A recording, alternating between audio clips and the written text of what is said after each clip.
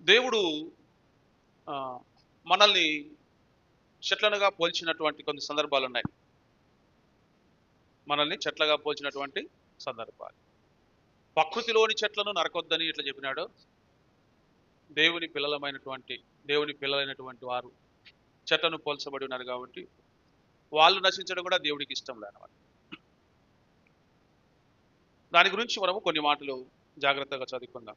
మొదటగా 104వ కీర్తనలో 104వ కీర్తనలో 16వ వచనంలో రాయబడినటువంటి ఒక మాటను మనం చూద్దాం. ఆ,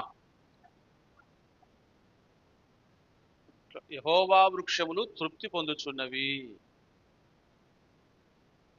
యెహోవా వృక్షములు తృప్తి పొందుచున్నవి. ఆయన నాటిన లెబానోను దేవదారు వృక్షములు తృప్తి పొందుచున్నవి. ఒకవేళ మనం యెహోవా వృక్షములు తృప్తి పొందుచున్నవి అని చదివితే మనం యెహోవాకు చెప్పినట్టే ఉంటాయి కదా. కొన్ని పదాలు మనము బైబిల్లో చదివేటప్పుడు కొంచెం బాగా అర్థం చేసుకుంటా ఉంటే చాలా గొప్పగా ఉంటాయి. కొన్ని మనము కన్ఫ్యూజ్లో ఎట్లంటే ఎట్లా చదువుతూ ఉంటాం. అంటే ఈ బైబిల్లో చదివే విధానం అనేది చాలా అది ఒక టాలెంట్. మీకు తెలుసులో లేదో, బైబిల్ చదవడం కూడా ఒక టాలెంట్, ఒక దేవుడిచ్చిన తలాంతు. బైబిల్ని ఎట్ట పడితే అట్లా చదివితే ఏమి రా, ఆ పద వాక్యాలు ఏవి మనకు అర్థం కాదు. ఇది కూడా దేవుని యొక్క గొప్ప జ్ఞానం. చూడండి, యెహోవా వృక్షములు ఏం చేస్తున్నాయంట? తృప్తి పొందుతున్నాయంట. అంటే మిగిలినవన్నీ యెహోవా వృక్షాలు కాదా? కొన్నేనా యెహోవా వృక్షాలు? అన్నో కొన్నో ఏవో పక్కన పెడితే ఇవి ఆత్మీయంగా మనము దేవుని పిల్లలను గురించినటువంటి ఈ మాటలు మనము గ్రహించాల. ఇప్పుడు పిచ్చి మొక్కలైనా గడ్డైనా ఏదైనా కూడా దేవుడే సృష్టించినాడు. ఆ గడ్డి ఎందుకు పెట్టినావు దేవా అంటే మనకు ఒక పాఠం చెప్పినాడు ఆయన.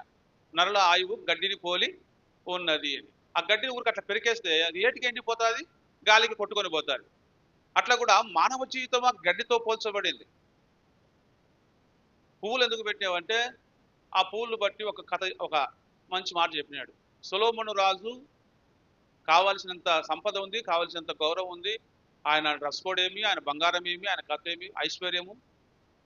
అయినా కూడా ఒకరోజు బాగా వికసించి పరిమళించి వాడిపోయినటువంటి ఒక పువ్వులాగా కూడా అతనికి లేదట. పువ్వుకే ఎక్కువగా పరిమళం ఉంది, అందం ఉంది, అది ఒక పూట వాడిపోతుంది, అదే మేలు అని చెప్పబడతా ఉంది. దేవుని సృష్టిలో అలాగా కొన్ని కొన్ని ఎందుకు చెప్పాడు అని అంటే అవన్నీ కంపారిజన్ చేస్తా మనం ఎలా ఉండాలా, ఏ విధంగా ఉండాలా, ఏది గొప్పది ఏది కాదు, ఏది నీకు అవసరము ఏది అనవసరము అని చెప్పేదానికే ఈ సృష్టిలన్నీ కూడా దేవుడు పెట్టాడు. ఇక్కడ దేవుడి యొక్క వృక్షములు ఏమవుతున్నాయంట? తృప్తి పొందుతున్నాయి. దేవుని వృక్షములు కానివి మిగిలినవి అన్ని కూడా తృప్తి లేదని దాని అర్థం. దైవికమైన చింతన లేనివారు, దేవుని యొక్క ఆత్మ నడిపింపు లేనివారు తృప్తి లేని వారుగా ఉంటారు. తృప్తి లేని వారుగా ఉంటారంటే ఒక మాట సామెతల గ్రంథం రాయబడి కొన్ని జీవుల గురించి చెబుతూ కుక్కలు ఎంత తినను వాటికి తృప్తి లేదు అని రాయబడింది. ఇది చూడండి, దానికి కూడా ఒక ఎగ్జాంపుల్ పెట్టినాడు. తృప్తి కలవనేవి కొన్ని ఉన్నాయని చెప్పినాడు.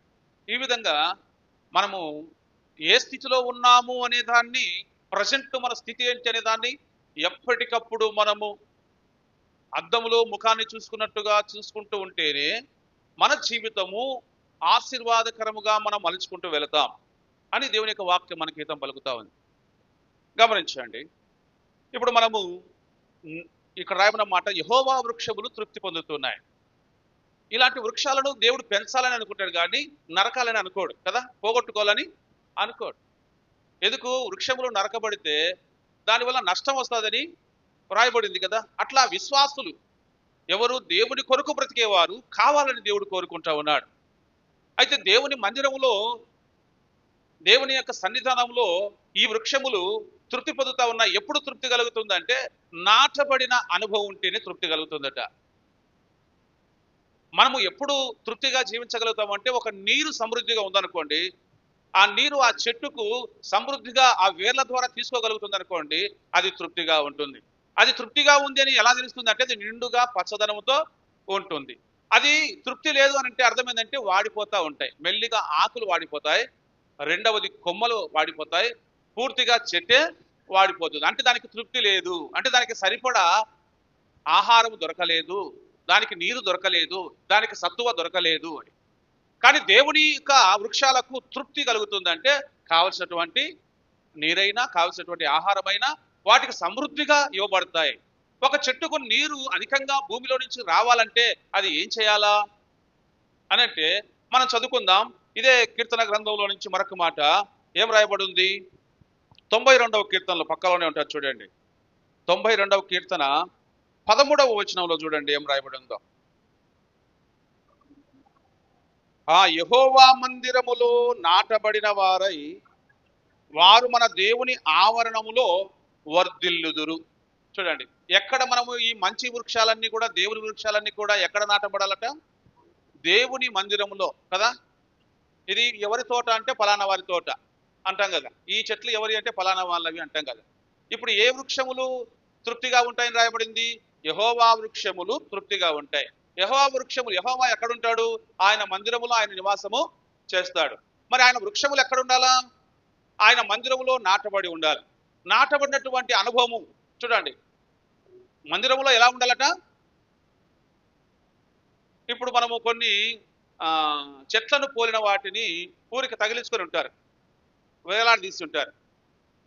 అవి అలంకారంగా ఉంటాయి అంతే, కానీ నిజముగా కావు అవి. అలంకారానికి మనము దేవుని దగ్గరికి రాకూడదట.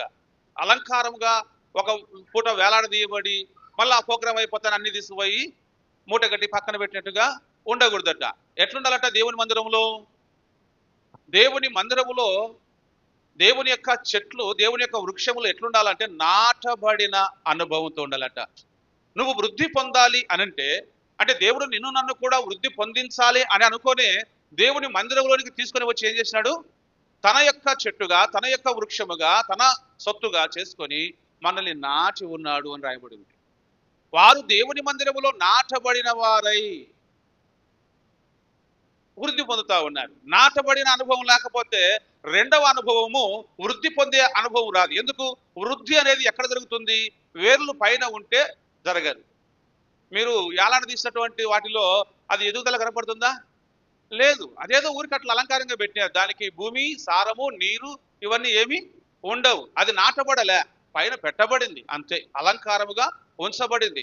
దేవుని మందిరమునకు కూడా నాట్ టచింగ్ అన్నట్టుగా వస్తా ఉంటే అలంకారంగా నువ్వైనా నేనైనా కనబడి పోదాం అనేటట్టుగానైతే వృద్ధి అనేది గోరంతా కూడా మనకు, ఇసుమంతా కూడా మనకు జరగదు. కానీ మనము వృద్ధి పొందాలా, తృప్తి పొందాలా. వృద్ధిలోనే తృప్తి ఉంది. ఆయన వృక్షములు తృప్తి పొందుతున్నాయి అని అంటే ఆయన బిడ్డగా నీకు దేవుని మందిరంలో తృప్తి దొరికిందా అనేది ప్రశ్నించుకోవాలి మనం. దేవుని మందిరంలో దేవుని బిడ్డగా నాటబడినటువంటి నీకు తృప్తి అనేది కలిగింటే నువ్వు ధన్యుడవు, ధన్యురాలివే. కానీ తృప్తి కలగకపోతే ఇక్కడ లోపం ఏంటంటే ఇది సరిగ్గా ఇంకా నాటబడలేదు. ఇంకా నాటబడకపోతే ఏం చేయాలా? నాటబడాల, మరలా నాటబడాల. అంటే వేరు లోతునకు చొచ్చుకొని పోవాల. అభివృద్ధి అనేది జరగాలంటే, గ్రోతింగ్ అనేది రావాలంటే కనపడని వేరు లోపలికి చొచ్చుకొని పోతూ ఉండాల.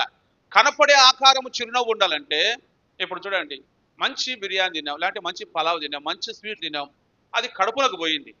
కడుపులకు పోయిన దాన్ని ముఖము నవ్వుతుంది. ఆహారం కడుపులోకి పోయింది, రుచికరమైంది, ఇది కనపడదు. కానీ ఎక్కడ సంతోషం కలుగుతుంది? బాగుంది అంటే వేస్గా ఉంది, బ్రహ్మాండంగా చేసినారట అంట. అంటే చిరునవ్వు, ఆనందము ఎక్కడ కనపడుతుంది? తిన్నది ఎక్కడ కనపడుతుంది? కనపరాదు. అర్థమైందా? మనము ఆహారం తీసుకుంటే అది లోపల ఉంటుంది, కనపరాదు. కానీ దాని ప్రభావము ముఖంలో కనపడుతుంది, మాటల్లో కనపడుతుంది. అలాగే మనం ఎదుగుదల చెందుతున్నాము అంటే, చెందాలి అంటే ముందు ఒక అనుభవం మనకు రావాలి. అది లోపలికి చొచ్చుకొని పోయే అనుభవం. వేరు లోపలికి చొచ్చుకొని పోవాల. నీ ఎదుగుదల ఎక్కడ ఉంది అని అంటే పైనుంచి ఏదో వేస్తే కాదు, పైనుంచి కట్టి లాగితే కాదు. నీ అనుభవము ఎక్కడ ఉండాలా? లోతుకు వెళుతూ ఉండాలా. లోతుకు నీ వేరు పారుతూ ఉండాలా. వేరు పారుతూ ఉండాలా, లోతుకు చొచ్చుకొని పోతూ ఉండాలంటే దేవునిలో అంతర్గతంగా నీ అంతరింద్రియాలలో, నీ ఆలోచనలలో దైవికమైనటువంటి తలంపులు నీకు కలిగి ప్రార్థన యందు, వాక్యమందు, ఆయన సన్నిధానంలో యోగ్యమైన జీవితాన్ని గురించి ఆలోచన చేస్తూ దానిలో నువ్వు ప్రావీణ్యత సంపాదించుకుంటూ పోతేనే కనపడని మోకాళ్ళ ప్రార్థన, కనపడని ఏడుపు ప్రార్థన, గోజాడిన ప్రార్థన, ధ్యానం చేసినది, చదువుకున్నది, నెమరు వేసుకున్నది, తలంచినది అన్ని దేవుని దగ్గర చెప్పటము, ఇవి ఏమి కనపడు. మన జీవితం ఎంత ఎదిగిందో, ఎంత ఆశీర్వాదం పొందినామో, ఎంత ఆరోగ్యంగా ఉన్నామో, ఎంత మేలులు పొందినామో అవన్నీ లోకం చూస్తారు. అంటే మన గ్రోతింగ్ లోకం చూస్తారు. మన మోకాల ప్రార్థన దేవుడి సన్నిధానంలో మనం చేసినది లోకం చూడరు. బాగున్నారని అంటే ఎట్లుంది? ఆ కష్టము నీకు నాకు తెలుస్తుంది. అట్లాగా ఇక్కడ మనము దేవుని మందిరములో నాటబడితేనే తృప్తైన జీవితము, వర్ధిల్లిన జీవితము ఈ లోకంలో మనం పైన చూస్తే కింద మనం ఎండిపోతా ఉంటాం. ముందు పైది రావాలా కాంతి అంటే, చిరునవ్వు రావాలని అంటే ఒక పిల్లోడు ఏడుస్తూ ఉంటాడు. ఏడుస్తూ ఉండేవాని ఇంకా గిచ్చితే వాడు ఏడుస్తూనే ఉంటాడు. వాడు ఏడుస్తూ ఉండాలంటే ఏం చేయాలా? వాడు ఏడుపును పోగొట్టేదానికి మనం ₹1, ₹2, ₹10 ఒక చాక్లెట్ ఇస్తే వెంటనే వాడు ఆ ఏడుపు మానుకుంటాడు కదా. అది లోకంలో మనం చూస్తూ ఉన్నాం. మరి మనకెట్లా? మన బాధ పోవాలంటే మనం వేరుపారాలి. మన బాధ ఊరికనే పోదు. నాటబడితేనే కదలకుండా ఉంటారు. నాటబడితే కదలకుండా ఉంటారు. నాటబడకపోతే అటు ఇటు కదులుతూ ఉంటారు. గాలికి కొట్టుకొని పోతారు. గాలి కొట్టుకొని పోతే నిలబడుతుందా? అందుకు మనం మందిరంలో ఎలా ఉండాలి? నాటబడిన వారమై ఉండాలి. ఇవి ఎవరి బిడ్డ? యెహోవా వృక్షములు. ఆయనే నాటుకున్నాడు. ఈ వృక్షాలకు కొన్ని ప్రత్యేకత ఉంటాయి. దేవుడు నాటినటువంటి వృక్షాలకు ఉన్నటువంటి ప్రత్యేకత చూద్దాం. ఎక్కడ చూద్దాము అంటే, ఒకసారి న్యాయాధిపతుల గ్రంథంలో ఈ చెట్ల సమస్య ఒకటి వచ్చింది. అక్కడ చూడండి ఎంత అద్భుతంగా ఉందో. నాటబడినటువంటి యెహోవా వృక్షాలు ఎలా స్పందిస్తాయి, యెహోవా వృక్షాలు దేని మీద మనసు పెడతాయి అనేది మీరు బాగా గుర్తుపెట్టుకోండి.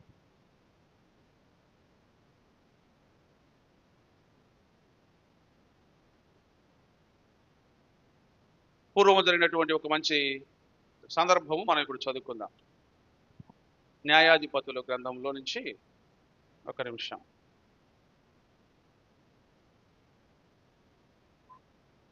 తొమ్మిదవ అధ్యాయం. దేవుని వృక్షాలకు, కాని వృక్షాలకు, దేవుడు లేని వృక్షాలకు ఎలాంటి వ్యత్యాసం ఉంటుందో మీరు ఇక్కడ గమనించాలా. 9వ అధ్యాయం, న్యాయాధిపతులు 9వ అధ్యాయం 8, 9 నుంచి కంటిన్యూగా చదువుకుంటూ వెళ్దాం. బాగా వినాలి. వృక్షాలు యెహోవా నాటిన వృక్షాలే. యెహోవా వృక్షాలు అంటే ఎవరు చెప్పండి? చూడండి, నా దగ్గర చూడండి. యెహోవా వృక్షములు తృప్తి పొందుతున్నవి అన్నాడు. ఎవరు యెహోవా వృక్షాలు? మనమే ఆయన పిల్లలం కదా. మనల్ని నాటినాడు ఆయన కదా. దేవుని మందిరంలో మనల్ని నాటినాడు. మనం ఫలించాలా? ఎలా? తృప్తిగా ఉండాలా? ఎలా? సారం కలిగి ఉండాలి. ఓకే, ఇక్కడ చూడండి దేవుని యొక్క వృక్షములు, దేవుని యొక్క చెట్లు ఎలా ఉంటాయో, ఎలా ఉంటే మనం ఆశీర్వాదకరంగా అంటామో ఇక్కడ చెప్పబడుతుంది. 9వ అధ్యాయం 8, 9 నుంచి. చెట్లన్నీ ఏం చేస్తాయంట? మిగిలిన చెట్లన్నీ కూడా తమ మీద రాజును ఒకరిని అభిషేకించుకొనవలనను మనసు కలిగి బయలుదేరి మమ్మును ఏలుమని ఒలీవ చెట్టును అడిగాయట. ఇప్పుడు మనకు ఒలీవ చెట్టు మనకు 127వ కీర్తనలో 128వ కీర్తనలో రాయబడింది. ఒలీవ చెట్టు వల్ల నీ పిల్లలు ఎదుగుతూ ఉంటారని. ఉంది కదా, ఉందా లేదా? చూడండి, ఇప్పుడు ఒలీవ చెట్టు అంటే దేవుడి సంబంధమైంది. ఓకే, దీన్ని ఇక్కడ చదువుతున్నాగానే మనకు అర్థమవుతుంది అది ఎవరి సంబంధమైంది అని. ఈ మిగిలిన చెట్లన్నీ తమ మీద రాజుగా ఉండాలని చెప్పి, నీ నడిపింపులో మేమంతా ఉంటాము, నువ్వు మాకు రాజుగా ఉండని చెప్పి అన్ని పోయి అడుగుతా ఉన్నాయంట. ఎవరిని? ఒలీవ చెట్టును. ఒలీవ చెట్టును అడిగితే ఒలీవ చెట్టు ఏం చెప్పిందట? ఒలీవ చెట్లు ఏం చెప్తుందో చూడండి సమాధానం. దేవునిని మానవులను దేని వలన నరులు సన్మానించుదురో ఆనా తైలముని ఇయ్యక మాని చెట్ల మీద రాజునై ఉండి ఇటు అటు ఊగుడుకు నేను వచ్చుదనా. బా, ఎంత తెల్లారుజామున పోయి అడిగినా ఆ మాట చెప్తుంది, అర్ధరాత్రి పోయి అడిగినా ఆ మాట చెప్తుంది, ఎప్పుడు అడిగినా ఆ మాట చెప్తుంది. అంత గట్టిగా చెప్పిందంటే ఏ చెట్టు ఇది? ఒలీవ చెట్టు. ఒలీవ చెట్టు ఎందుకు అది సృజించబడిందో తెలుసుకుంది. బాగా వినండి మీరు. ఒలీవ చెట్టు తను ఎందుకు సృజించబడిందో, ఎందుకు ఫలిస్తుందో, ఆ ఫలములు ఎవరికి కావాలో, దేని నిమిత్తం అది సృజించబడిందో దానికి అర్థమైంది. అర్థమైందా లేదా? మిగిలినవన్నీ ఏమంటున్నాయి? మమ్మును ఏలడానికి రాను అని అంటే ఏంది మీరు మాట్లాడేది? దేవుని నరులను దేని వలన నరులు సన్మానిస్తారు? ఇప్పుడు ఆలివ్ నూనె అంటారు చూడండి, అదే కదా ఒలివ్ నూనె. ఆలివ్ నూనె ఎంత ఫేమస్ కదా. అది ఎన్నో ఆరోగ్యానికి వాడుతూ ఉంటారు. అంటే ఇంత మంచి గుణాన్ని నేను పోగొట్టుకొని, ఇంత మంచి పరిచర్య నేను పోగొట్టుకొని, దేవునికి ఉపయోగపడేది, మానవులకు ఆశీర్వాదకరమైంది ఈ పరిచర్యను, ఈ దేవుని యొక్క చిత్తాన్ని జరిగించడం నేను మానుకొని మీ మీద వచ్చి నేను రాజుగా ఉండి అటు ఇటు తిరుగుతా ఊగుతా ఉంటానా? ఎందుకు దేవుడి మాట రాయించినట్టు చెప్పండి. ఒక చెట్టుకు వచ్చి మనకు ఒక పాఠం చెబుతా ఉన్నాడు.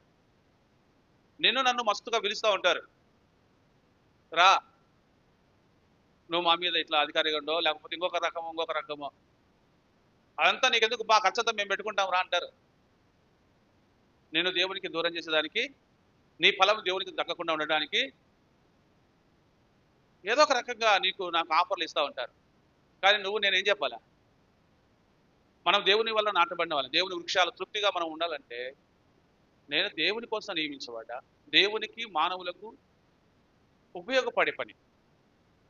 ఎంత బాగా దేవుడు చూడండి, ఒక చిన్న మాటతో ఎంత పెద్ద లెసన్ తయారు చేసినట్టు చూడండి. ఇట్లాంటి చెట్లు నరుకుతారు ఎవరైనా? ఇట్లాంటి చెట్లు కావాలా? దేవుని మందిరంలో ఇట్లాంటి చెట్లు ఇంకా నాటాల. ఎందుకంటే ఇవి కృతజ్ఞతగా పనిచేసేవి. నేను కృతజ్ఞతగా పని చేయాలంటుంది. ఒలివ చెట్లు దేవునికి మానవులను దేని వలన నరులు సన్మానిస్తారు. ఆ తైలాన్ని నేను ఇవ్వకుండా మానుకుంటానా? మరి ఒక విశ్వాసి ఏం చేయాలంటే జీవహాఫలము దేవునికి సమర్పించాలని వాక్యం చెబుతుంది. ఒక మంచి ఒలివ చెట్టు అయితే నిన్ను రక్షించినటువంటి యేసు ప్రభు వారికి, నిన్ను సృష్టించినటువంటి దేవాతి దేవునికి కృతజ్ఞత చెల్లించడానికి మనం ఎక్కడ ఉండాలా? దేవుని సన్నిధిలో, దేవుని మందిరంలో నాటబడిన అనుభవంతో ఉండాలి కదా. ఇదే కదా కృతజ్ఞత అంటే. ఒలివ చెట్టు తన కృతజ్ఞతా భావాన్ని తెలుపుతా ఉంది. నేను ఎట్లా అటా ఇట్లా తిరుగుతూ ఉంటాను కాదు కదా. సరే, అక్కడ వదిలిపెట్టండి. అవి మళ్ళా ఏం చేసినాయట? ఇంకొక చెట్టు దగ్గరికి పోయినాయి. అప్పుడు చెట్లు, నువ్వు వచ్చి మమ్మల్ని ఏలమని అంజురపు చెట్లు అడిగినాయంట. మళ్ళా ఒలివ చెట్లను అడిగితే కాదనింది. ఇప్పుడు అంజురపు చెట్ల దగ్గరికి పోయినాయి. అంజురపు చెట్టు ఏం చెప్తుంది? ఆ అంజురపు చెట్ల మీద రాజునై ఉండి ఇటు అటు ఊగుటకు నా మాధుర్యమును, చక్కగా పాట పాడే గొంతు నీకు ఇచ్చినాడు. డక్కి కొట్టేది ఇచ్చినాడు, తాళం కొట్టేది ఇచ్చినాడు, వాయిద్యం వాయించేది ఇచ్చినాడు. నీ మాధుర్యము దేవుని దగ్గర నువ్వు ఉపయోగించకుండా నువ్వు ఎక్కడ కాలం గడపడానికి వెళ్తావు? అడుగుతున్నాయా? నువ్వేమో వచ్చి మా మీద రాజుగా ఉండు, నీ సమయాన్ని దేవునికి ఇవ్వకుండా మాతో సమయం కేటాయించు, మనము సంతోషంగా ఉందాం, అంతా నీదే. రకరకాలుగా. కానీ ఎంత బాగా మాట్లాడుతుంది. అంజూరపు చెట్ల మీద రాజునై ఉండి ఇటు అటు ఊగుటకు నా మాధుర్యమును, నా మంచి ఫలమును నేను ఇయ్యక మానుదునా? ఏంటి, నేను మంచి ఫలాన్ని ఇవ్వకుండా, మాధుర్యాన్ని పంచకుండా నేను పోయి పాట పాడాలి దేవుని మందిరంలో? ఈ పాట పాడేది మానుకొని, వాక్యం వినేది మానుకొని, తబలా కొట్టేది మానుకొని, కాంగ కొట్టేది మానుకొని, కీబోర్డు వాయించేది మానుకొని, వాయిద్యములతో దేవుని మహింపరిచేది కావచ్చు, గాత్రంతో దేవుని మహింపరిచేది కావచ్చు, దేవుని పాదసన్నిధానంలో వాక్యం చదివేది కావచ్చు, ఈ మాధుర్యమును స్తుతించటము, ఆరాధించడం, ప్రార్థించటము, ఈ మధురమైన జీవితాన్ని విడిచిపెట్టి ఆదివారం నేను అటు ఇటు తిరుగుతానా మీతో పాటి? దేవుని సన్నిధిని, సంఘాన్ని, సహవాసాన్ని వదిలిపెట్టి ఎక్కడెక్కడో తిరుగుతానా? నేను దేవుని వల్ల నాటబడినటువంటి చెట్టును, నేను యెహోవా వృక్షమును. ఆయన నన్ను ఏర్పరచుకున్నాడు, ఆయన నన్ను సృజించుకున్నాడు, ఆయన నాకు మంచి ఫలములు ఇచ్చేదానికి మంచి స్వభావాన్ని, మంచి గుణాన్ని నాకు ఇచ్చినాడు. ఈ ఫలములు దేవునికి చెందకుండా నేను ఎట్లా మానుకొని మీతో కడిసి నేను సమయాన్ని వృధా చేసుకుంటాను అన్నటువంటి ఒక మంచి తాత్పర్యము ఆ చెట్టు కూడా తెలిపింది. ఇంకా కాలే. సరే, లాస్ట్ ఇంకొక ప్రయత్నం చేసినారు. ఏం ప్రయత్నం అంటది? అటు తర్వాత చెట్లు, నువ్వు వచ్చి మమ్మను ఏలుమని మళ్ళా ద్రాక్షావల్లిని అడిగాయిట. ద్రాక్షావల్లి చూడండి, దేవునిని మానవులను సంతోషపెట్టు నా ద్రాక్షారసమును నేను ఇయ్యక మాని చెట్ల మీద రాజునై ఉండి ఇటు అటు ఊగుటకు నేను వచ్చేదనా అని వాటితో నేను. ఒలివ చెట్టు, అంజూరపు చెట్టు, ద్రాక్ష చెట్టు, ఇవన్నీ ఎంత ఫేమస్ చూడండి. చాలా విలువైనటువంటి ఫలాలు ఇవి. ఆలివ్ నూనె ఎంతో విలువైంది, వ్యాధులకు వాడతారు. అంజూరపు చెట్టు చాలా విలువైంది. అంజూరపు ఆకులు కూడా నూరి ఏం చేస్తారు? ఇసికి ఆకు గాయాన్ని కట్టినారు కదా, ఆ పుండు పోయేదానికి ఔషధం పనిచేస్తుంది. ఇదింత మానుకొని ఎక్కడో అట్ట ఇట్ట ఊగి కాలాన్నంతా పోగొట్టుకుంటే గుణాన్ని పోగొట్టుకోవడమే. నీ గుణాన్ని నువ్వు పోగొట్టుకోకూడదు. విశ్వాసిగా నీ గుణం ఏంటి? నీ లక్షణం ఏంటి? నీ ధర్మం ఏంటి? నీ క్రమం ఏంటి? నీ దైనందిన జీవితంలో దేవుడు నీకు నేర్పిన పాఠం ఏంటి? దేన్ని మనం ఎప్పుడు కూడా కోల్పోకూడదు. మన సారూప్యతను కోల్పోకూడదు. దేవుడు క్రీస్తు యొక్క సారూప్యతలోనికి మనల్ని దినదినము చెక్కుతూ ఉన్నాడు. ఆయన యొక్క సారూప్యత మనలో రావడానికి ఒక్కొక్క గుణాన్ని మనకు అలవాటు చేస్తా వస్తున్నాడు. దేవుని అనుభవాలు మనకు జోడిస్తా ఉన్నాడు. యేసుక్రీస్తులో మనము పరిపూర్ణంగా మనల్ని చూసినప్పుడు నిజంగా ఇతడు దేవుని బిడ్డ, దేవునికి సంబంధి, యేసుక్రీస్తు యొక్క శిష్యుడు అని ఒక రూపాంతరపు అనుభవం కోసము మనల్ని అనుదినం ఆయన చెక్కుతున్నాడు. దీన్ని మనం మానుకుంటే ఎలా? మంచి ఫలం మనం ఫలించాలా, మనం తృప్తిగా ఉండాలా, వృద్ధి పొందాలా, ఇవన్నీ కూడా ఈ చెట్లను బట్టి మనం తెలుసుకోవచ్చు. సరే, ఇక్కడ ద్రాక్ష చెట్టు, ద్రాక్ష రసం అనేది కూడా అవసరం. అది కూడా కడుపు జబ్బు నిమిత్తం కొంచెం ద్రాక్ష రసం పుచ్చుకొనమని పౌలు ఒక తన శిష్యునికి చెప్తాడు కదా. అంటే అదే ఒక ఔషధమే. అది కూడా అందులో కూడా అది పూర్తిగా పులిసిపోకుండా ఉంటే మంచిది. మనం కూడా ప్రభు యొక్క బలాల్లో ద్రాక్ష రసం తీసుకోండి, శ్రేష్టమైంది, ఆరోగ్యకరమైంది అని కదా. రక్తం కూడా ఎదుగుదల, అభివృద్ధి చెందుతుంది అని, గ్రోతింగ్ ఉంటుంది రక్తం ద్రాక్షరసం తాగితే. మామూలుగా మనం ఇట్లా తాగుతున్నాం. వీటినే కొంతమంది డబ్బులు ఉన్న వాళ్ళు తీసుకుపోయి తాగుతూ ఉంటారు. రక్తహీనత ఉన్న వాళ్ళు తాగండి, మీరు కూడా తాగండి, మంచిది. నిజం, అది బాగా రక్తం ఇంప్రూవ్ అవుతుంది. మనకు తెలియదు, ఇది మంచి ఔషధం. రక్త కణాలు పెరుగుతాయి. మీరు చూడండి, రక్త కణాలు తగ్గిన వాళ్ళకి ఎప్పుడు ద్రాక్ష జ్యూస్ ఇవ్వమని చెప్పినారు, గుర్తుందా? ప్లేట్లెట్స్ తగ్గినప్పుడు. దేవుడు ఆ గుణం దాంట్లో పెట్టినాడు. ఇప్పుడు ఆ చెట్ల దగ్గరికి పోయి మీరు ఈ కాపు కాసేది మానుకోండి, పండ్లు ఇచ్చేది మానుకోండి, రాటి మానుకోండి తిరుగుతుందాం అంటే, గాలి వానకు తిరుగుతా అంటే ఎండిపోయి రాలిపోకేముంది? ఏ ఫలం ఇస్తాం? ఎండిపోయింది అనుకోండి, అట్లే ఇంకా పనికిరాదు. అట్లా దేవుని మందిరంలో మనం నిలిచి ఉంటేనే ఈ సారం మనం కలిగి ఉంటాం. వారు సారము కలిగి ఎదుగుతూ ఉంటారంట. దేవుని మందిరంలో నాటబడి, అక్కడ రాయబడింది కదా, వారు సారము కలిగి ఉంటారు. ఎక్కడ చూడమా? 90 కీర్తనలోనా మనం చదువుకున్నాం. 92 కీర్తనలో కంటిన్యూగా చదువు. 13, 14, 90 కీర్తన, 92వ కీర్తన. యెహోవా మందిరంలో నాటబడిన వారై వారు మన దేవుని ఆవరణంలో వర్ధిల్లుదురు.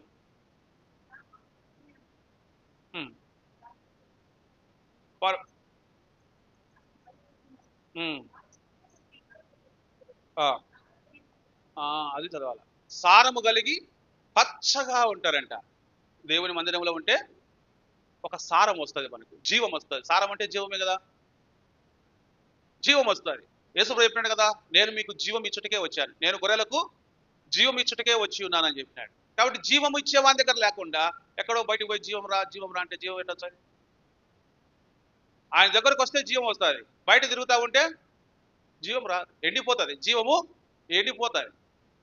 కాబట్టి ఎండిపోయేది కాదు మనకు కావాల్సింది, వాడబారిపోవడం కాదు మనకు కావాల్సింది, ఫలించే జీవితం, సారము కలిగి ఉండాలని వాక్యం చెబుతుంది.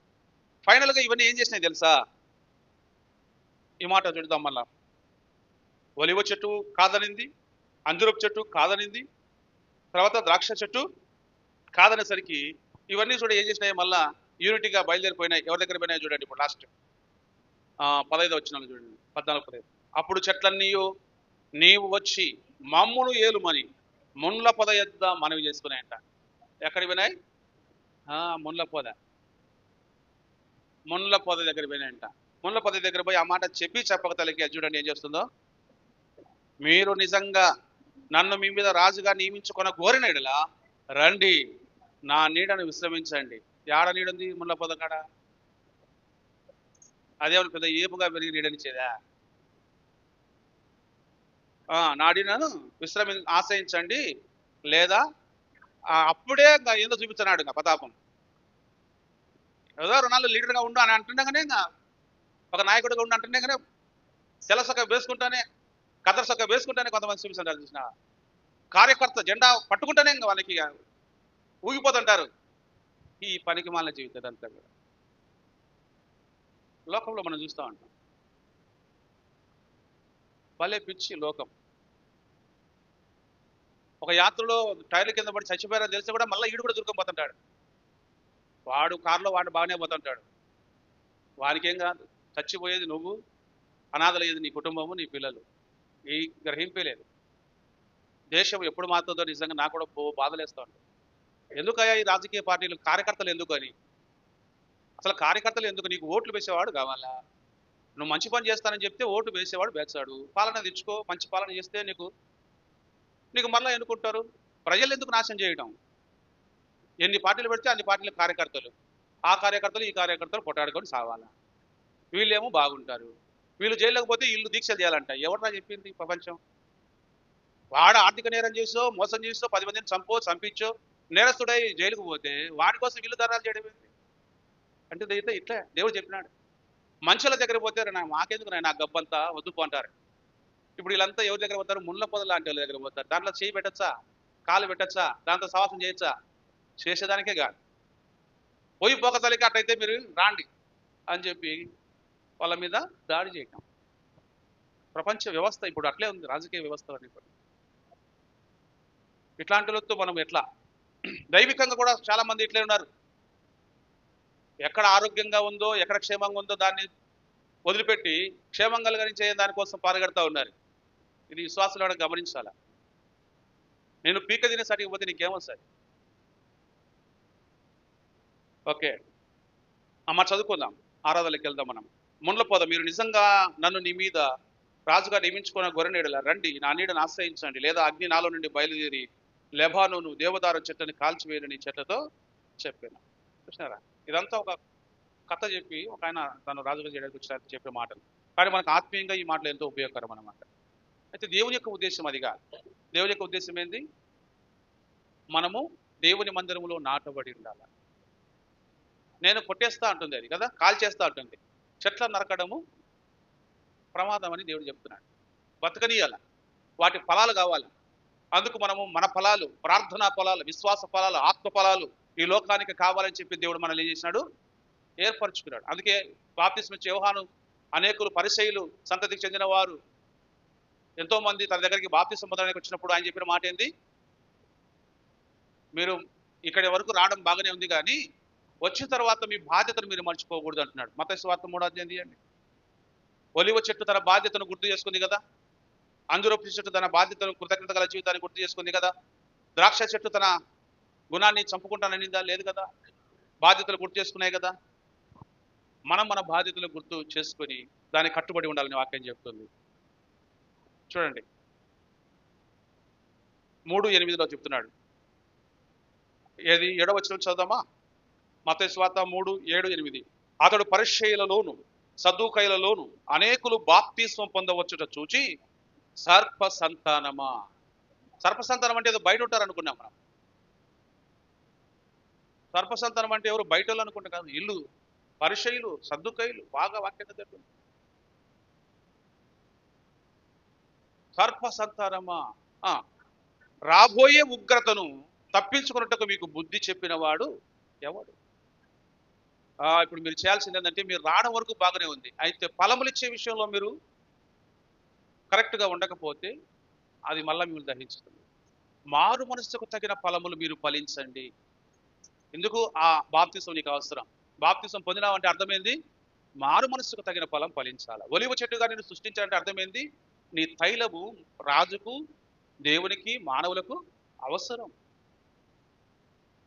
అంజురపు చెట్టు ఎందుకు అంటే, దాని నుండి మంచి ఫలం, అంజుర ఫలాలు మంచివి, ఆరోగ్యాన్ని ఇస్తాయి. దాని ఆకులు స్వస్థతనిస్తాయి. ద్రాక్ష చెట్టు మంచి మధురమైంది, ఆరోగ్యాన్ని ఇస్తుంది, బ్లడ్ సర్క్యులేషన్ బాగుంటుంది. ఇవి సృజించబడింది ఇవి ఉపయోగపడడానికి. అలా నేను మారాలని అనుకున్నప్పుడు నీ గుణాన్ని నువ్వు పోగొట్టుకోకూడదు. దేవుడు అది ఉద్దేశించినాడు. కాబట్టి దేవుని మందిరంలో నాటబడిన అనుభవంతో దేవుడు మనకిచ్చినట్టు దేవుని వృక్షాలు తృప్తి పొందుతున్నాయంటే, దేవుని దగ్గర మనం వాక్యమును సారాన్ని తీసుకుంటా ఉండాలి. నేను ఇంకా ఎదగాలంటే వాక్యం నేను వినాలి, ఫస్ట్ నుంచి వినాలి. వాక్యం నేను ఫస్ట్ నుంచి వినాలి. ఏం చెప్తాడు ఈరోజు అన్న నా కోసం, దైవ సేవకు నా కోసం, దేవుడు నాతో ఏం మాట్లాడతాడు, నేను ఎలా ఉండాలని దేవుడు కోరుకుంటున్నాడు, ఎలా ఆరాధించాలని దేవుడు కోరుకుంటున్నాడు, ఎలాంటి ఫలాలు ఇవ్వాలని దేవుడు కోరుకుంటున్నాడు. ఆ మనసుతో మనం ఉంటే ఆ సారాన్ని దేవుడు మనకిస్తూ ఉంటాడు. ఆ సారం మనలో తీసుకున్నప్పుడు మనకు ఎనర్జీ వస్తుంది. ఆహారం తీసుకుంటే కడుపు నింపాదిగా ఉంటుంది, ధైర్యంగా మనం పని సత్తువతో చేయగలుగుతాం. ఆహారం లేకపోతే, నీరు లేకపోతే దేహం క్షీణించిపోయినట్టుగా, ప్రార్థన లేకపోతే, సంఘము, సహవాసము, ఆరాధన ఇవి ఏమి మనకు లేకపోతే, ప్రభు బల్ల లేకపోతే మనము బలహీనపడిపోతాం. అందుకు దేవుడు ఈ ఉదయకాల సమయంలో మంచి అనుభవాన్ని మనకు ఇవ్వటానికి కృప చూపినందుకు మనం అందరం కూడా మరొకసారి ఆ మాట మనం చదువుకుందామా? ఏ మాట? ఫస్ట్ చదివినటువంటి మాట కీర్తనలు 104 చదువు 16. ఆయన వృక్షములు, చూడండి, యెహోవా వృక్షములు తృప్తి పొందుచున్నవి. నిజంగా నీకు దేవుని మందిరంలో తృప్తి దొరికిందా? నా దేవుని దగ్గరికి నేను వచ్చాను, నా దేవుడు నాతో మాట్లాడాడు, నా దేవుడు నన్ను బలపరిచాడు, నా లోటుపాట్లు తీర్చేవాడు, నా ఆకలి తీర్చేవాడు. కృతజ్ఞత చెల్లించుదాం ఆయనకి. దేవుడు చేసిన మేలును మనం తలపోసుకుందాం. మోకరించాం.